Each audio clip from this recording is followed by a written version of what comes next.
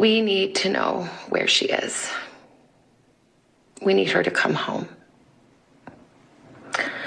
For that reason, we are offering a family reward of up to $1 million for any information that leads us to her recovery. All of the information about this reward and the details is in the caption below. You can call the 1-800-TIP line. You can be anonymous if you want. Someone out there knows something that can bring her home. Somebody knows. And we are begging you to please come forward now. Today's show host Savannah Guthrie just reposted a video offering that $1 million reward for information leading to the return of her mother, Nancy. Guthrie posting the video as investigators are turning the home back over to the family and as the FBI is moving some agents out of Tucson to continue their investigation from a Phoenix hub. But News Nation is still there. Mills Hayes is live there at the scene. Mills, there's also reports of investigators now looking at some new video.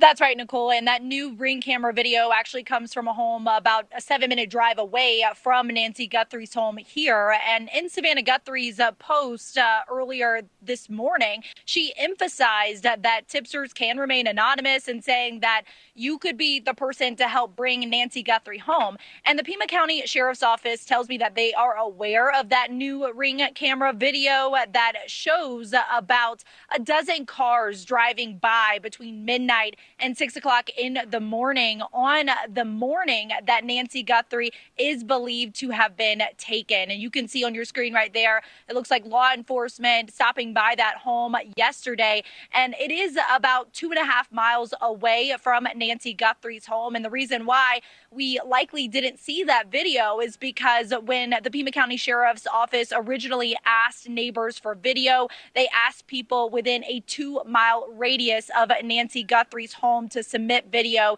and this home was about 2.5 miles out. So they are aware of that video, and the FBI also telling NBC News that they've gathered over 10,000 hours of video to review. Meanwhile, the FBI is reducing the number of agents in Tucson and moving their command post to the field office in Phoenix. And I'm told by a former FBI agent that this is normal and that this is how investigators will be able to move forward with the case by being able to do a lot of that work remotely at the Phoenix office after a lot of the evidence collection is done, as well as the canvassing of the neighborhood. And that same FBI agent, former, tells me that this case is far from being cold. Take a listen.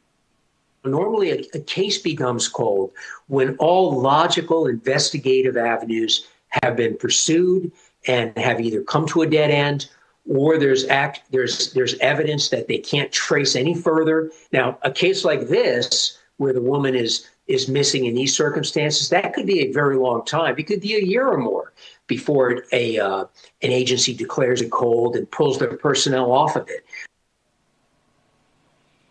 Nancy Guthrie was last seen on the night of January 31st, and a masked man is seen on her front porch destroying that Nest camera video on the front porch on the morning of February 1st. And it does appear that the crime scene investigation here at the home is wrapping up, as there are reports showing that the authorities are prepared to turn over the home to the Guthrie family. We have seen some activity out here this morning, but it's mostly been some pool service guys, some handymen that have come in, and there are some vehicles that are still at the home right now, Nicole. All right, Mills Hayes live for us there in Tucson.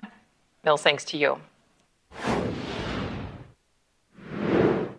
This week in our Missing series, the search for Anastasia Ferreira. In most of the cases that we cover, there's at least a piece of information that stands out from the start. A text message, maybe an angry ex, surveillance video, somewhere for investigators to start. In the case of Anastasia, who vanished from Albuquerque, New Mexico in 2023, all her family knows is where her phone last pinged. That has led investigators to dead ends. Here's Nicole Burley with a closer look at her disappearance. Natalie Padilla isn't giving up, regularly coming to this Albuquerque neighborhood. We go down probably 2 times a week just driving in the area. We drive from one end of Central and work our way all the way down. Watching for any sign of her 19-year-old daughter, Anastasia Ferreira. Looking for her, somebody that maybe remembers or, something. We also go out and feed the homeless, passing out her flyer, just keeping her name out there. All she knows is that Anastasia's phone last pinged here at a homeless ministry and outreach center called God's Warehouse on March 15th, 2023. One of the last places that we were able to confirm that she was where she was at is God's Warehouse in the southeast. After that, nothing. Nothing on social media. There was no messages from her. Her last post was around the 15th, so everything just literally stopped right then and there. The unanswered texts, a gut punch.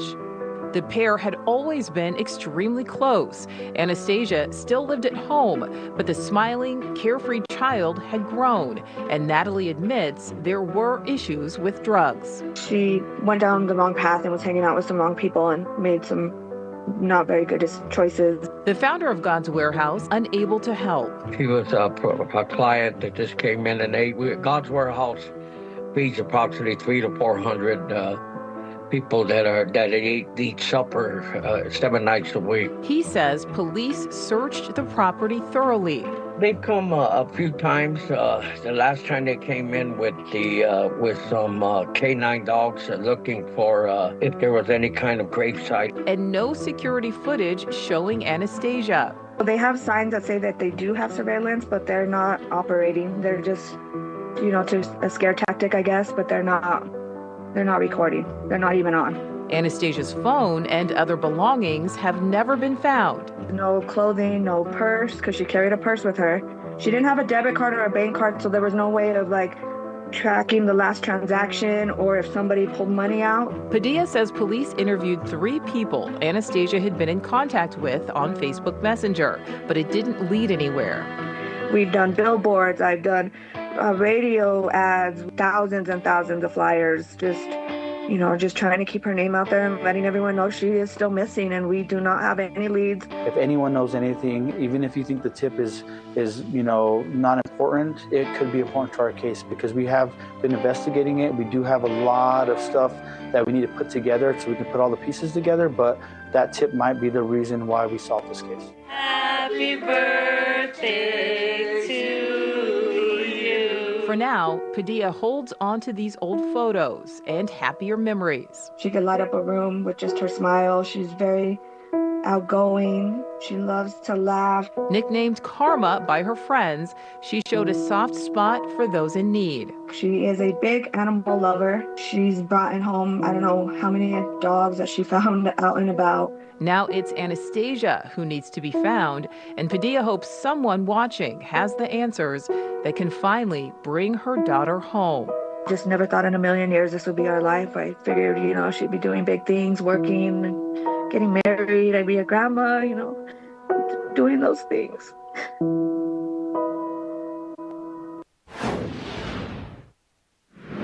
Back to international correspondent Robert Sherman, who is live for us in Tel Aviv. So, Robert, the U.S. is now urging Americans to leave Israel as soon as possible. Is this a sign that military action against Iran could be imminent?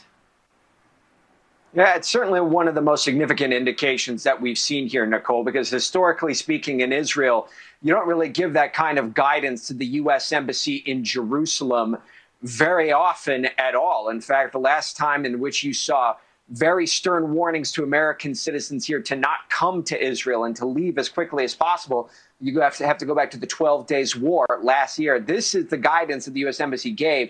In response to security incidents and without advance notice, the U.S. Embassy may further restrict or prohibit U.S. government employees and their family members from traveling to certain areas of Israel, the Old City of Jerusalem and the West Bank.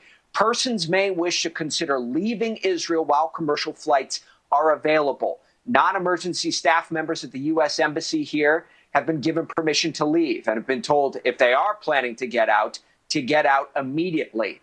This, as more firepower is coming into the region, namely the USS Gerald Ford, which just entered Israeli waters here today. That now puts 2 aircraft carriers here in the region. This particular aircraft carrier, the largest one the United States has, has been on an extended deployment for about 8 months. It just came from the Caribbean, involved in all those operations with Venezuela. Now it is here in the Middle East as well. Nevertheless, the Navy says that the sailors aboard that ship are ready to go, with President Trump saying he doesn't want to put all of this firepower to use. But by that same token, he also does not like the direction these talks are heading. Here's what he said moments ago. I'm not happy with the fact that they're not willing to give us what we have to have. So I'm not thrilled with that. We'll see what happens. We're talking later. We'll have some additional talks today. But no, I'm not happy with the way they're going. Vice President J.D. Vance has historically been critical of long-term engagements in the Middle East, telling the Washington Post there's no chance that this will become one in the region, saying that they are hoping that diplomacy will prevail, but they are standing by their mission to ensure that Iran does not get a nuclear weapon. Something else worth noting here, Nicole, is that it was just announced today by the State Department that Secretary of State Marco Rubio will be on the ground here in Israel early next week, Monday and Tuesday, to speak with the Israeli government, talk about the situation in the region, particularly Iran. Nicole. All right, so Rob, you just referenced that comment there from the vice president. He is set to meet with Oman's foreign minister. What can we expect there? And we actually just got a readout from Oman's side saying that that meeting has just concluded moments ago, in which the foreign minister of Iran and the vice president met together talking about the situation in Iran. The messaging coming from Oman, and Oman plays a critical role in all this. They've been this main mediating entity between Iran and the United States, emphasizing that they believe that they are moving closer and closer to some kind of a deal, though, as you pointed out, not there yet. This is what Iran's side has been saying, especially after these talks in Geneva. You're seeing some of the photos on your screen from those talks between the Oman side and the American negotiators. Here's what Iran had to say on all of this. Their statement, and I quote, regarding some issues, there is now an understanding, and on others, it's natural that we have differences. However, there is perhaps more seriousness on both sides than before, with the aim of reaching a negotiated solution. So more to come from all of this. Iran says that there's supposed to be more talks taking place next week. Those still have yet to be confirmed by the American side. But again, all parties are publicly hoping diplomacy prevails. Nicole. All right, Robert Sherman live there in Tel Aviv. Thank you. Sitting for a closed-door deposition on his relationship with Jeffrey Epstein. This is the first time in more than 4 decades a sitting or former president has testified before members of Congress. Comes just a day after his wife, former Secretary of State Hillary Clinton, testified before this very same committee on what she knew about Epstein and his co-conspirator, Ghislaine Maxwell. Former President Clinton, however, does have a well-documented history with the disgraced financier and convicted sex offender. He appears in several photos with Epstein and unidentified women that were part of the DOJ's release of the Epstein files. But these images alone are not an indication of any wrongdoing. And Mr. Clinton says he ended his relationship with Epstein back in 2006 when criminal charges were first brought against him. Correspondent Jessica Cartelia live for us there in Chappaqua, New York, following it all. Jessica, what do we know about what has been happening behind those closed doors so far today? Well, Nicole, we know that he's expected to be in there for hours today. His wife, former Secretary of State Hillary Clinton, was in there for almost 7 hours for her deposition. In his opening statements, the former president said, and I quote, "I had no idea of the crimes that Epstein was committing. No matter how many photos you show me, I have 2 things that at the end of the day matter more than your interpretation of those 20-year-old photos. I know what I saw, and more importantly, what I didn't see. I know what I did, and more importantly, what I didn't do. I saw nothing and I did nothing wrong." His wife, former Secretary of State Hillary Clinton, answered questions, as I said, for several hours yesterday, repeating several times that she never met Jeffrey Epstein. Although we know her husband, Bill, has. The former president appearing several times in the Epstein files. Photos show him in the hot tub. We know he's flown on Epstein's private jet a number of times. The Clintons say that that was because he was working on the Clinton Foundation along with Epstein. The former president says that he cut ties with him 2 decades ago. And in those opening statements says it's really not right that Hillary was called here to be deposed when she had no knowledge of having ever met Epstein and knew Ghislaine Maxwell very briefly and had only met her a handful of times. Moments ago, we got an update from Representative Anna Paulina Luna of Florida. President Clinton, as of right now, is cooperative and answering all of our questions, and that it leads me to believe that if we can remove the partisan nature of this investigation, we actually might be able to get justice. Now, Nicole, the former president says, look, with hindsight being 20/20, he said that nothing ever gave him pause during the time that he spent with Jeffrey Epstein. And Jessica, we know the former president has many times talked about his childhood, about growing up with an alcoholic and at times abusive stepfather. And he actually referenced that in his opening statement as well. Yeah, he's been very adamant about this. Back in 1994, the former president signed the Violence Against Women Act, Nicole. It targeted interstate domestic violence and stalking. We know those laws can be very lax. He also made it a federal crime. In his opening statement, the former president brought this up and said, as someone who grew up in a home with domestic abuse, not only would I have not flown on his plane if I had any inkling of what he was doing, I would have turned him in myself and led the call for justice for his crimes, not sweetheart deals. We're expecting these full, unedited versions of both depositions to be released sometime next week. We heard Monday, then yesterday, the Democrats came out and said, we want it within 24 hours, a full verbatim transcript of what the Clintons have said inside of here. Also saying, again, we are pushing for full transparency. We want the media to be allowed inside. But again, Nicole, that did not happen today. So we're expecting updates every couple of hours, and we'll keep you posted. Yeah, and we'll see when the public gets those videos. All right, Jessica Cartelia, thank you.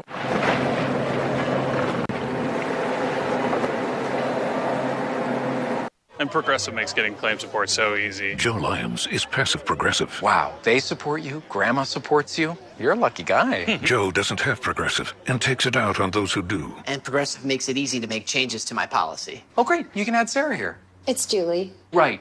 Sarah was the one your mom really liked. Hi, Julie. I'm putting my Progressive savings towards another cruise.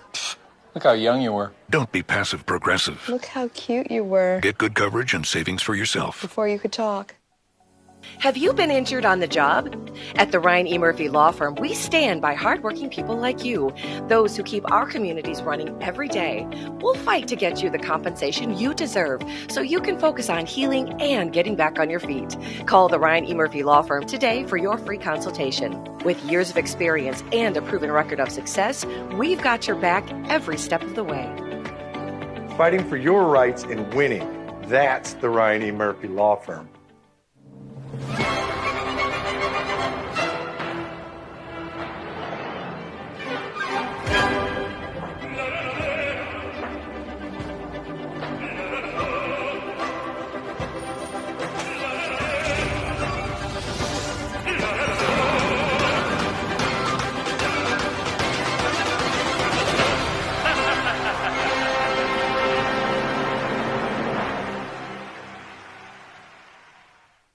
Welcome to the Lake of the Ozarks. Hi, I'm Jordan Salisbury, the owner and founder of the Salisbury Real Estate Team and Salisbury Property Management. Born and raised here at Lake of the Ozarks, I've loved growing up here, and I'm now raising my young family here. I don't see any fish. I've been selling the lake for almost 20 years, and we specialize in selling and managing lakefront property. So whether you're buying like a local, staying like a local, we want you to live like a local. Best Reviews is an unbiased team that researches products in real-world situations to give reliable recommendations on just about everything. For the best reviews, go to bestreviews.com. Seriously, before you buy anything, ever.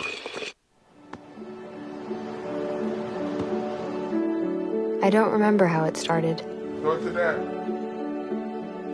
Oh boy. Our back and forth.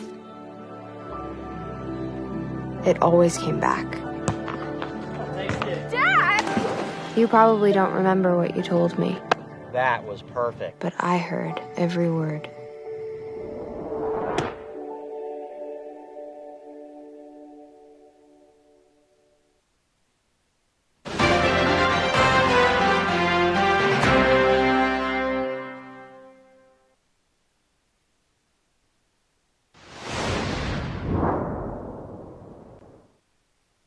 She was on our list for today, Congresswoman Nancy Mace, with us to react. Good to see you, ma'am.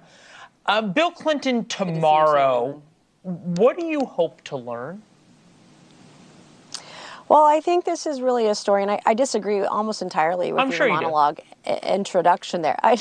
But this is really a story of the haves versus the have-nots. The Clintons demanded that our Congressional Oversight Committee come to New York, travel to New York, hundreds of media, because they're too good, too entitled, and too privileged to come to Washington, D.C.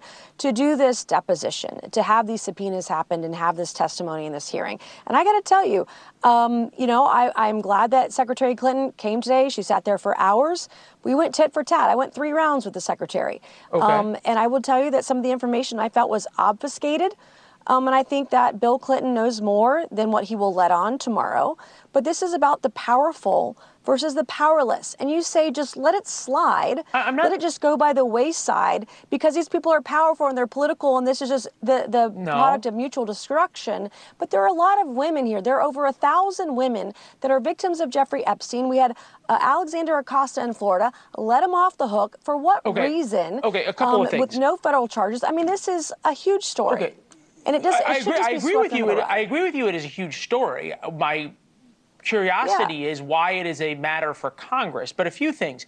You're telling me that all of this, everything to get Hillary Clinton to come testify, and the most you have is a complaint that a couple members of Congress had to get on an airplane?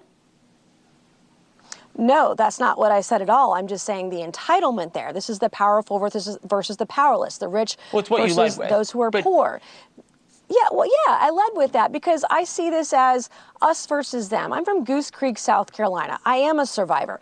And I've seen in my own case and other cases, whether it's murder cases, cases of sexual assault, pedophilia in my state and in states across the country, those who are doing wrong, who are connected, always get away with the crime. And that is the epitome of the Jeffrey Epstein case. I think we should talk to everyone, Republican and Democrat alike, including Howard Lutnick, who I asked Secretary Clinton about today, what their involvement was, what they knew, when they knew it, how they knew it, and why. I just don't understand why this is okay in America. It's not.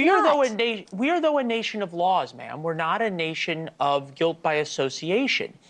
And never before has Congress taken the investigative... You don't think these are potential witnesses? If a president flew on the Lolita Express or Epstein's plane 17 to 26 times, a former president, you don't think we should ask him questions about who was giving him a massage and were they underage? I don't know why that's... Even Kevin Spacey had something to say about how uncomfortable and inappropriate it was. When a gay guy says that about women being on a plane, you know it's a red flag. I don't know how it's the purview of Congress. To me, it's the purview of the Justice Department. I'm trying to figure out why... Who's done nothing, by the way, and they haven't even released all the files. Millions of files have not been released, terabytes of data.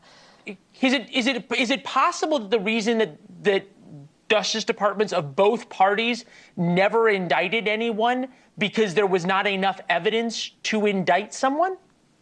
Is that not a possibility? No, So you're sure there's crimes that have been committed? 100%. Have you seen any of the video interviews of the teenage girls in Florida? You're sure there's other men who there is evidence that they are guilty of a crime, of a sex crime, beyond a reasonable doubt? I am absolutely positive of that. I believe that women who've come forward in the Epstein, because of evidence I've seen, the victims I've spoken to, and look, I'm a survivor, and I'm not going to sit here and water down the stories of survivors and say every woman that comes forward, Leland, shouldn't be believed. And that's essentially what you're saying right now. No, ma'am, I'm not. I want to... And you know how much, ma'am, you know how much respect I have for you. You're saying there's no evidence of anything. No, you know how much respect I have for you, and you know how much respect I have for your story and what you've been through, which to me makes it all the more important, which is why are we not dealing with a specific accusation against a specific person who is accused of a crime? That's how America works. Someone comes up, this person committed a crime. It is not a witch hunt of just because someone happened to be on an island sometime. I'm going to take you back. They get pulled before Congress. I'm going to take you back to the early 2000s when Alexander Acosta indicted Jeffrey Epstein, convicted him on one count of soliciting an underage child for sex. Okay, one. Do you know how many women came forward that were underage teenagers that they interviewed, that the state law enforcement division interviewed in Florida? Over 50, okay? And they convicted him on 1. Why is that? And why was it that Alexander Acosta did a deal that wouldn't allow the feds to indict Jeffrey Epstein? And I think at the bottom of this, is he an asset? Is he not? Was the files and the videos that he had that have not been put out yet, by the way. He had lockers full, storage units full of videos and audio that have somehow disappeared. You've thrown an awful lot of smoke out in no fire.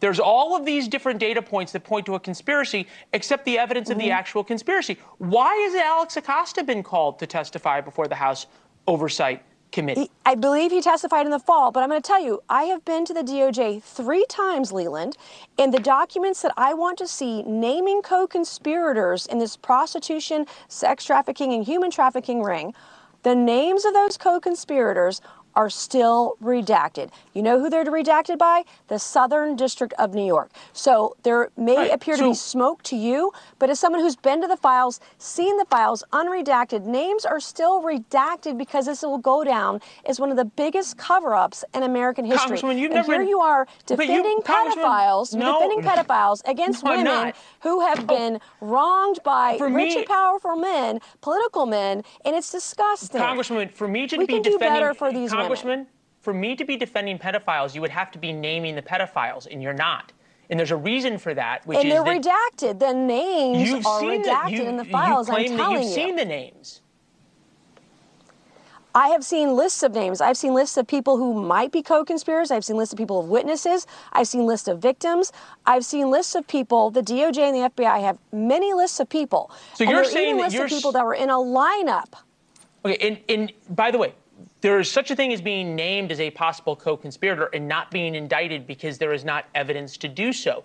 You're accusing me of trying... And do you know why people were not indicted, Leland? Do you know why people were not indicted? Because they were given immunity. Yes, because they were given immunity so that nobody gets charged with a crime. And in fact, you'll see people, I believe, that the Oversight Committee will bring in Leon Black and others, maybe Bill Gates, that I believe will have more information too, just like the Clintons. So let me just ask you this question. Why, and I've been fascinated by this, why have none of these women come out publicly and said, Jeffrey Epstein trafficked me to this rich and powerful man, I'm suing him, or I want him charged? If what you're saying is true, if there's all of these victims out there who were trafficked to other men, shouldn't a couple of them have come out by now? Virginia Giuffre Roberts did that, and she's dead. And I have spoken to other victims who are deathly afraid to name some of the individuals, particularly those who are politically influential, maybe former prime ministers and other dignitaries overseas. They're deathly afraid of naming some of those individuals. And I know personally that when you name names, Prince Andrew's as been a named. victim, when you get and when you. And when you're a survivor, I'm going to tell you, Leland, when you name names, you get sued.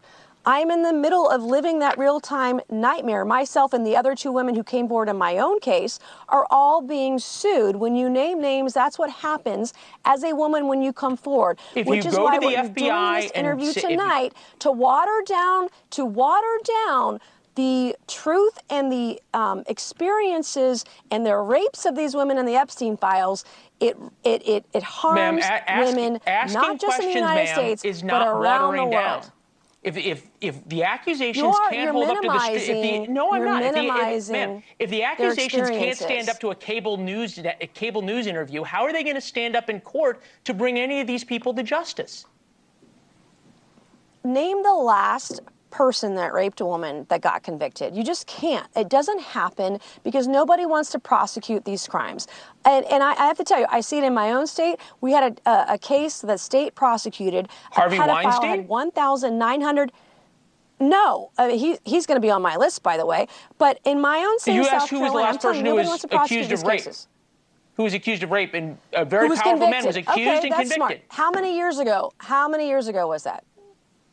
What do you... How many years ago was he convicted? Why does it matter how many years ago? Years. The point is that because powerful people no one are gets charged. indicted and no one gets convicted of these crimes. In my own state of South Carolina, Donald Gresh was caught with 1,900 images of children, toddlers as young as 3, being raped by animals. Do you know how much time he served after he was indicted, Leland? He served one... Headlines, stories shared, viral videos, plus the features and facts before they hit your feed. You're watching The Daily Scroll with me, Bailey Stroll. And we are back with another Daily Scroll episode for you. You know, some time off here, some jury duty there, and, you know, we had to take a few days off. But we're glad to be back on a fabulous day. Yeah, I was doing my civic duty. I don't know where you were. Did you ever get chosen? Can you even speak on this? I think I can say that. Well, you can. That I you went weren't in chosen. there I went in there for like half a day, and sat through some questioning and like whatever, and really didn't say anything, and thought that meant I was going to get picked. And I came back from lunch, and they were like, "Get out of here." I was like, "All right." You just don't have a strong opinion on it, on anything. Yeah. I guess. I think. You were memorable enough. I think if it had been a criminal case, maybe they would have been like, we need this It's blank always slate civil. guy. But it was a civil case, so I think they wanted some people actually that knew a little bit about it and cared. And I was like, I don't know if one that's way me, or the guys. other. Yeah. Gosh, it is my bucket list to be on a jury. I know, it kind of sounded fun, honestly, except that they said it was going to go for 5 days, and I was going to have to be there at like 8 in the morning every day. And I went, actually, I don't know if it sounds fun anymore. That's what I don't want to get picked for jury duty and it lasts 1 day. I want it to be a long trial. It's just when you get into that afternoon slump. I was going to say, if they had just called me in every afternoon for 5 days, I would have been The thing, I've been to court, cases and stuff where there's juries, and I have a hard time sitting there for so long. Yes, like after exactly, lunch, like you kind of start dozing and off. You can't do that if you're in the jury. No, you gotta be paying attention. Can't do that if you're me either. But at least nobody's looking at me. I'll give the shout out that my the judge of the case said at the end, which was, it's a public courthouse. If you want to go sit in and watch a court case, because that sounds interesting to you, they would love to have you. You didn't get chosen, but if you want to take 5 days off of work and come watch. Well, that was the thing. I was like, I could come in on my own time. That could be kind of fun, but I don't know when I would have. Maybe not for that particular case. Also, it didn't sound like they kind of made jokes in the thing of like, this isn't going to be the most interesting thing. It's just a civil case, just a little dispute thing. So. But you're one of like 3 or 4 people in the past 2 weeks that I know who have gotten called for jury people getting duty. called, so it's something in the air. They're ramping up these court cases for whatever, civil or whatever. So, well, today on the Daily Scroll, we're keeping it positive here. We've had a long week, but we're going to wrap it up. We're going to end on a positive note. First of all, something that is so cool that I hope you enjoyed just as much as I did. A paleontologist uncovering an Ice Age mammoth bone. And this didn't just happen anywhere. It happened in Northwest Missouri. I also, before we get into that, I just have to say, I've had a lot of people asking me if I'm going to talk about Punch the Monkey on this show. And I will tell you, absolutely not. We are not talking about Punch the Monkey. First of all, because it's a worldwide sensation. Is it because Vibe O'Clock already talked about it? I saw that they were talking about it too, but no, the real reason... Did Maddie get claim to it? They did. Okay. But the real reason is, as much as I would love to talk about this, I will burst into tears. Oh, it you're is too invested. Too emotional. I cannot even look at it. I thought for a second you were going to tell me you didn't care about this monkey. I would care a little too much. Too much. I haven't that's myself. A funny reason. I have not. Parker is shoving this in my face to see it, to see this monkey being mauled. And I'm like, what? No, I don't want to see it. I don't want to know about it. If it pops up on my feed, I literally scroll right past it. This is a story that I'm too emotional for this. I got too many hormones coursing through my veins to see a baby monkey with a stuffed animal getting mauled by its pack. But it has been, I guess, has been accepted. Last we heard, unless it's AI, which was another thing. I didn't want it to be fake. That's with the monkeys and the AI.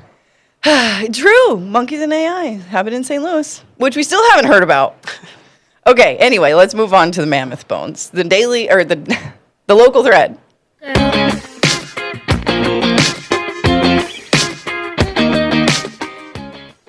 You probably saw this too by now. Not as exciting as Punch the Monkey, but it is for me, honestly. A prehistoric discovery in northwest Missouri that might be one of the rarest finds in the Midwest. A local paleontologist uncovering a mammoth bone, taking us back to the Ice Age when ice giants roamed the Show Me State. I guess I'm a little uneducated when it comes to these. We keep losing the... Yeah, I guess Webb's just not happening today, guys. Webb doesn't like it. We don't like it today. But I can tell you, I can describe the video to you. It's the guy with a big bone. Is at a river's edge, and he just like plucks it right out. Yeah, which he is an archaeologist, so I mean he's got the training for this. But it is unbelievable, and it's unbelievable that this happened in Missouri. I was going to say that maybe I'm a little uneducated on where mammoths roamed.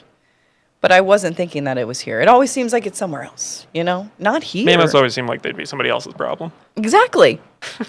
This man, Jason Howery, has been searching for over 2 decades, so we got to give it to him. At least he got it on video, too. Incredible. His finds include a giant deer, an Ice Age horse, ancient bison, and now the femur of a Colombian mammoth. He said, when I first got on the site, that was the first thing I saw. I looked down and I was like, no way. That's how I feel, and I think a lot of people feel about this, is no way that it was just sitting there all this time. And as you kind of said, I'm surprised that that's his job. If he was just like a random citizen and found this, then like... Oh, it's the find of a lifetime. Statistically, maybe that's a little more likely, but... I guess, yeah. Statistically unlikely that a guy looking for it so is this the one says, to just find it. Well, that's very true. Nowadays, Nodaway County, I'm going to get it, is actually where they found this is a rare prehistoric butcher site where evidence of that activity still exists today. So I guess when glaciers covered Missouri and Kansas, humans were hunting them, and this was a potential butcher site. Huh. So that's why it was in this specific area. I mean, I'm speechless. Yeah. I love it. I wish it was me, but I'm happy for this guy. But it sounds like this is just the latest in a long list of things that he has found. He said, there's a specific texture to Ice Age bone that doesn't feel like anything else in the world. When you feel it, it has this sticky, glassy texture to it. Oh. As soon as my hands hit it, I was like, I know this feeling. So maybe that's why he knew what he was looking for.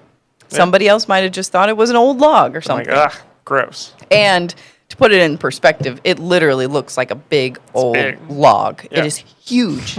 It's the femur. And if you want to see it, it's on our website. And yeah, this is all on ozarksfirst.com. on our website. We're having technical difficulties. Somebody out there does not want us to show this femur. I want you to see it. Bailey, what's the best Ice Age movie? What's the best one? Yeah.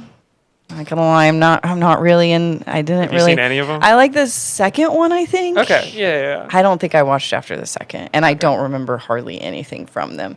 I think it's because I hate the cold. That's why. And I don't want to see them being cold. I feel bad for them in the cold. They're animals, but that's fine. Okay.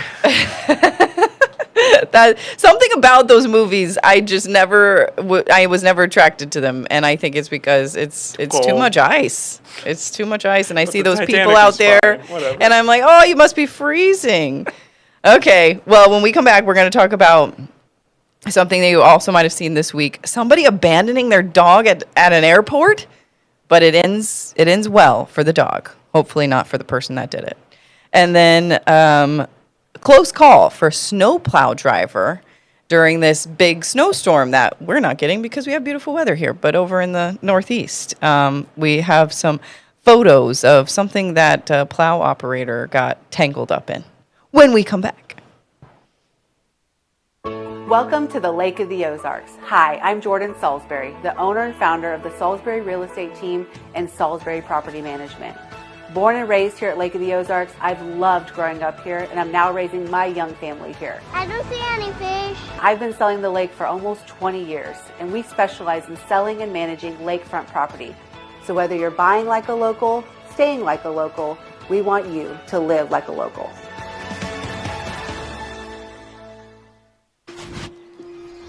Achieving my goals as an adult was challenging without a high school diploma. With the help of an adult education center, I finished my high school diploma and it changed my life. This yearbook is a testament to your accomplishments and how they have impacted all of us. Getting my high school diploma made me feel like I can do anything. Now I can help the kids in my community achieve their dreams. When you graduate, they graduate. Visit finishyourdiploma.org to find free and supportive adult education centers near you. Americans rely on The Hill for politics and policy news more than any other digital politics publication. Inside the Beltway, it's an essential read for lawmakers and influencers. And beyond the Capitol, The Hill's trusted content reaches millions of people like you. So next time you want to share the big story out of D.C., make sure it's from The Hill. TheHill.com is America's most shared political news brand for a reason. Trusted, credible, nonpartisan. Visit TheHill.com today. There are a lot of temptations facing young people today, like electronic cigarettes and skateboarding. Each vape pod can contain the same amount of nicotine as a pack of cigarettes. This can lead today's youth to a lifelong addiction and severe lung damage. Recall and consider the facts before making a poor decision. The health class film guy isn't the best person to talk to your kid about vaping. Got a few minutes? You are. Start the conversation with your child about vaping today. A 2-year-old little pup that was abandoned at the Las Vegas airport several weeks ago now has a new family.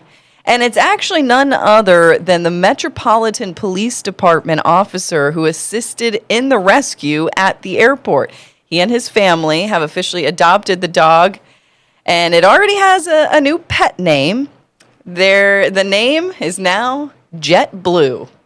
Oh, okay. Yeah. Pretty punny, if you could call that a pun. I'm happy for this poor pup. Who would do such a thing? And do you really want? Too emotional about it already. I know. This kind of stuff just makes my blood boil. He said this has been the most unbelievable thing that has ever happened to a rescue, but happy for the dog. Yeah. He said that within days, thousands, actually this is a rescue saying this, thousands of adoption applications poured in from across the country and even internationally.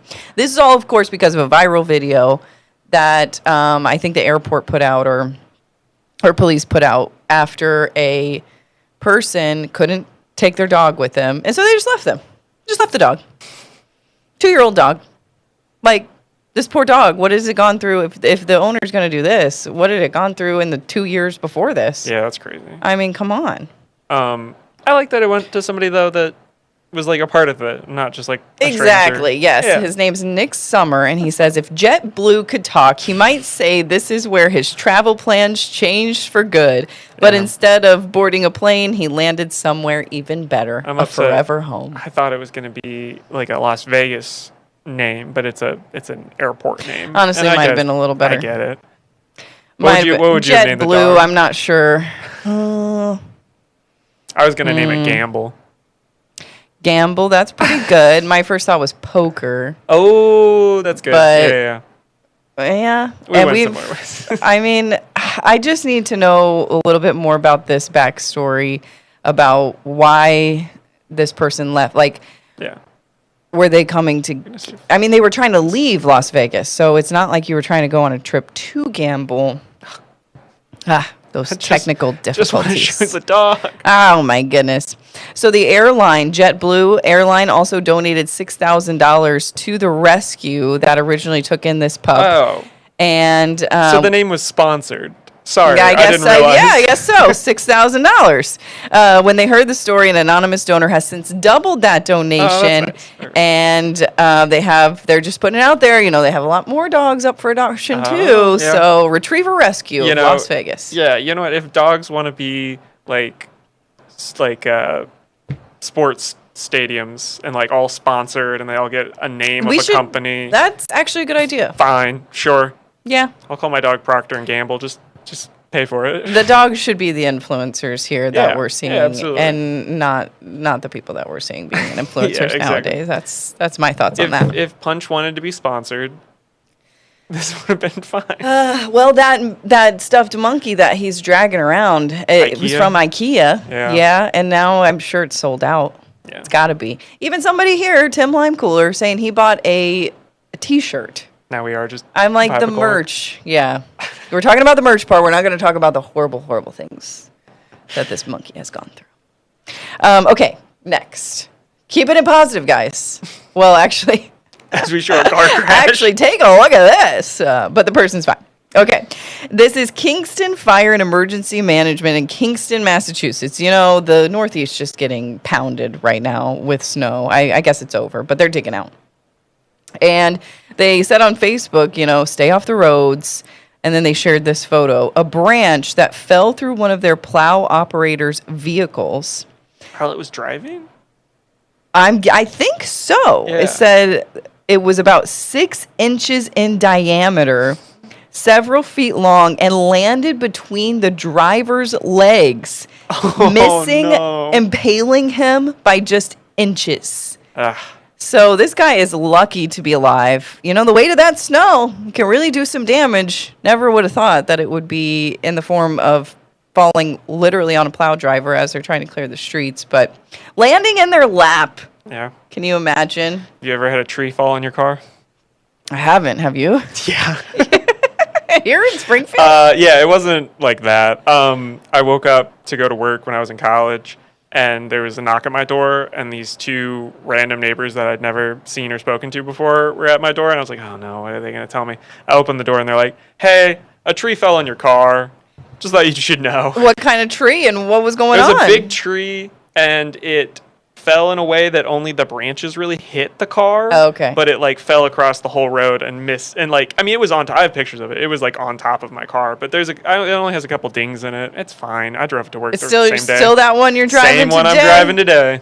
Oh my gosh, where the window doesn't work? Yes, it's gone through awful things, but never when I was in the car. It's always just when it's parked somewhere.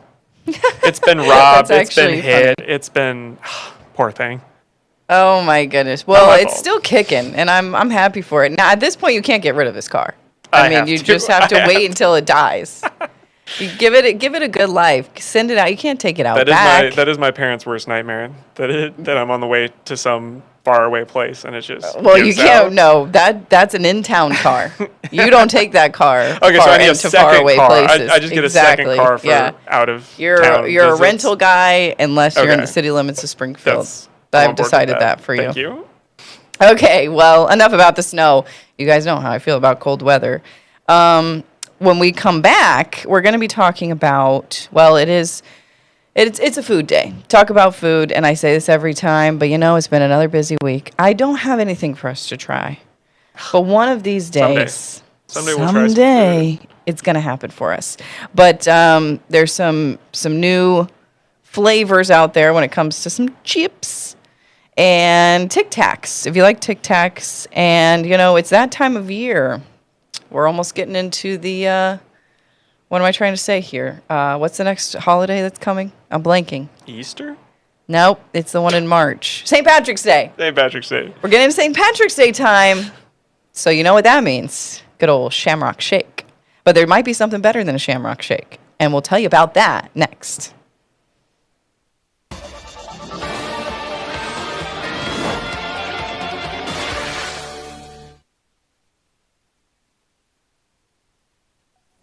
Have you been injured on the job? At the Ryan E. Murphy Law Firm, we stand by hardworking people like you, those who keep our communities running every day.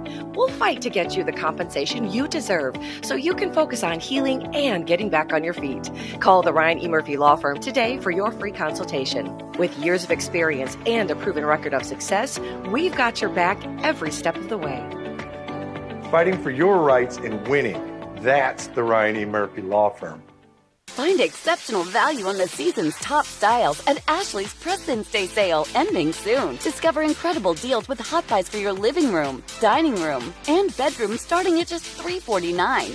Plus, you can save up to $1,000 off your entire purchase or take advantage of no-interest financing for 60 months with styles like this 5-piece sectional for only $47 a month. These President's Day savings are ending soon, so don't miss out. Shop more deals in-store or at ashley.com. Welcome to the Lake of the Ozarks. Hi, I'm Jordan Salisbury, the owner and founder of the Salisbury Real Estate Team and Salisbury Property Management. Born and raised here at Lake of the Ozarks, I've loved growing up here, and I'm now raising my young family here. I don't see any fish. I've been selling the lake for almost 20 years, and we specialize in selling and managing lakefront property. So whether you're buying like a local, staying like a local, we want you to live like a local. All right. New Takis flavors. I've never had a Taki. They show how hot they are. Okay. I was just saying, I don't think Jay could take the spiciness. I don't think I could handle it. See, I don't think you can. And if you'd brought them in, we could find out. Well, that's true. Would you actually try one? For content, sure. I don't know. I like the flavor of the Takis, but I don't like the texture. If I want a chip, I don't think I want it rolled up. That's fair. I think that's valid. But these new flavors, they have my interest, okay? Yeah, I've seen the Fuego. I've seen the Blue Heat. We should try the Blue Heat next time. Yeah. But the one... Am I looking at this? Isn't there a dill pickle one in there? There's an extreme lime. I could have swore they just came out with a new dill pickle, no? I don't know. Is this the wrong picture? No, this is the one you uploaded. Intense Nacho, Extreme Lime... Chili limon, and just us I can't see. I could have swore that Takis went the dill pickle route, and that was the whole thing I was gonna say. Oh no, there are other ones. Okay, if it helps, because this article is touting guacamole. I would like that. Others that are covered. Well, my number one, jalapeno typhlosion. I think that's a Pokemon. I don't know what this actually says. Anything that has a dill pickle flavor, you're in. I'm there. Interesting. But Takis is usually, on the more spicy side of flavors. So I could have swore they had a dill pickle. I thought that was interesting. There's a zombie one. Cucumber Takis. That sounds all right. Horrendous. We're gonna try a Taki eventually. I gotta wait till they come to the Maverick. I don't know if they're there yet. I'll have to go check. Do you have an in there that can tell you when they arrive? I actually do. Okay, cool. I have a few friends there up at the Maverick. Hey, more than a few. Cool. Yeah, they'll have to let me know. Okay, the next one was Tic Tac and Dr. Pepper teaming up for a bold new flavor. Are we gonna try this? I would like to, but the thing about this. Oh no. After I drink a Dr. Pepper, I need a Tic Tac. And you don't want it to be also Dr. Pepper flavor. Right. Like, I think after you're drinking some soda like that, you probably don't have the best breath. So why would you want to eat something where your breath is do you think that this is like kind of like nicotine gum, where like if you drink too much Dr. There's an Pepper, ulterior motive. There's an alternate that you can use. Yeah, I mean, if you're wanting to wean yourself off of Dr. Pepper, of a Dr. Pepper, have we got the product for you? Maybe I'm sure this is the way to go. Get you off their product. I think that Tic Tacs have fallen to the wayside recently. What? I don't see anybody nowadays with a Tic Tac case. We're gum or we're I mean, even Altoids. People still have Altoids. Maybe you're just... No Tic Tacs. It was more of an elementary school thing. So they're catering to their audience. I was going to say, actually, that's... We're coming full circle here. This makes sense. For these little kids who just have a couple bucks from their mom. Yeah. They want to... get in there, and that's what they're going to buy. Yeah, share these on the playground. I think that's where Tic Tac is going with this. So, good for them. If it's a marketing thing that works out, good for them. There's Dr. Pepper everything nowadays. Yeah. Just recently, I feel like there's a Dr. Pepper shake that was at Whataburger. Tried that. Tasted like a chocolate shake. Exact same. Then Mike Landis brought in Dr. Pepper candy canes, which a lot of people said were actually good. They were good. I did have that, actually. I didn't forgot, try but it. I had it. It was good. I don't know if I would like the to tell Dr. you. Pepper flavor without a little bubbly in it, though. Yeah, without it did the feel like carbonation. it felt like it needed a flat almost, soda. It almost seemed like it needed like a Pop Rocks or something to it. Yeah. Have that fizz. Yeah. But yeah, I think honestly, I've just found in the last however long that peppermint is like the worst thing a candy cane could be, and if you make it any other flavor, it's probably really good. Yeah, actually, I could agree with that. I'm not a Uh, really big peppermint person. Yeah. I like the blue raspberry candy canes. Yeah. Speaking of mint, Speaking of mints, we pulled it off. McDonald's Shamrock Shakes. Uh-huh. What is the flavor of that? Is it mint? I believe it's. Is it chocolate mint? Officially, I think it's leprechaun flavored. Again, not a lot of flavor difference in the Shamrock profile flavored. when you taste it. But I've Yeah. got to. If you don't want to try just another bland old Shamrock Shake, It's green flavored. yeah, I don't know if there's even a hint of mint in there. I don't know. But now, Wendy's is onto something. Oh no. Ooh. Wendy's is onto something. That was dramatic.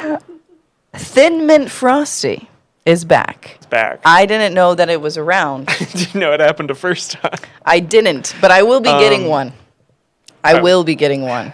My brother said it wasn't anything remarkable, but I also A question Thin Mint Frosty? I also question if he just doesn't really like Frosties that much, Or does he not like Thin or Mints doesn't that like much? Thin Mints that much. I don't know. I think there is a demographic here that's gonna love this. Frosties are by far one of the best things that you can get at a fast food, I would say. Sure. Do you have the little pin that gets you free? No, but I Frosty? should. I You don't go to should. Wendy's that often because Okay, it's not that's fair. close. Well, they just built one close to my house, but there's not one near here at Yeah. work, or else I would go. You have to drive to another exit to go to a yeah. Wendy's I here. live by close enough to campus that the one by campus that used to be a Burger King. Rip. I go there sometimes, and I will say, shout out to that Wendy's. They are wicked fast. They're maybe too Oh, really? fast. Like often I guess that is order, okay. We do have one kind of. I by work order my because that one. yeah. It's not that far away because that's where I went on my break for jury duty. I drove up. I ordered. I came up to the window. They took my card and handed me my food. And I was Really? like, "Whoa, man!" They Maybe need go to take double a check, lesson out but of yeah, it was good. Chick-fil-A's, or Chick-fil-A needs to take a lesson from them because Honestly. even though Chick-fil-A is fast, They're slow in. they've been slower recently. Yeah. Yeah. They do have good shakes though too. I've been becoming a shake connoisseur, especially Oh. since getting pregnant. So And the best one is Freddy's. Okay. Freddy's has They're the known for best that. Yeah, shakes, yeah. but they're known for that. So if you go for one that's not really known for it, like you just can't go wrong with Frosty. So as we wrap up here, maybe I will go trek down to Wendy's, and I'm sorry I can't try it on the air, but it's enough that I want to try this Thin Mint shake. So I might be deucing out here and go and make a little trip. Okay? Deuces. Bye-bye.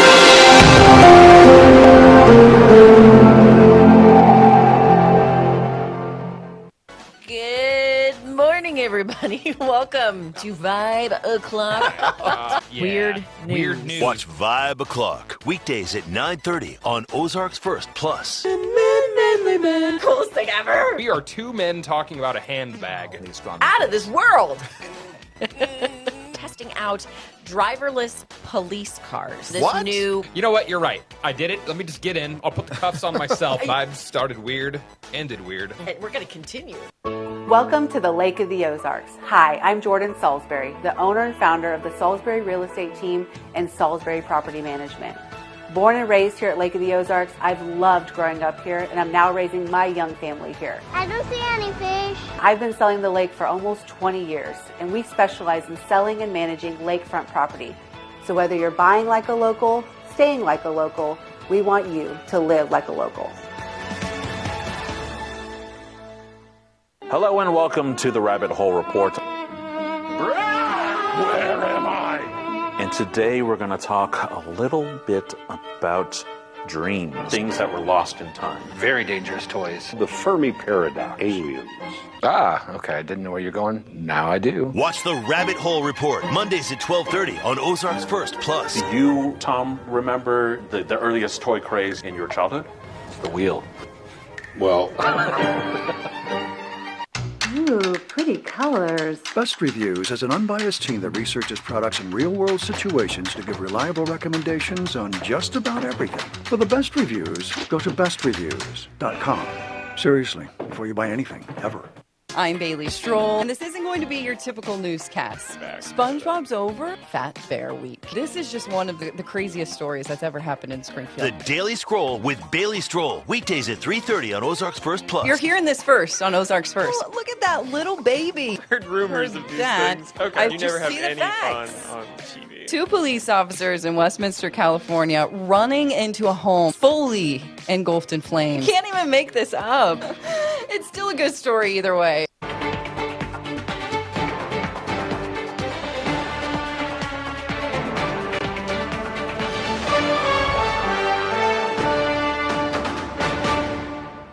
Tensions remain high in the Middle East this morning, with U.S. officials walking away without a deal from Thursday's talks. President Trump has increased military presence and warships in the region. And while Oman's foreign minister, who mediated the talks, says there's been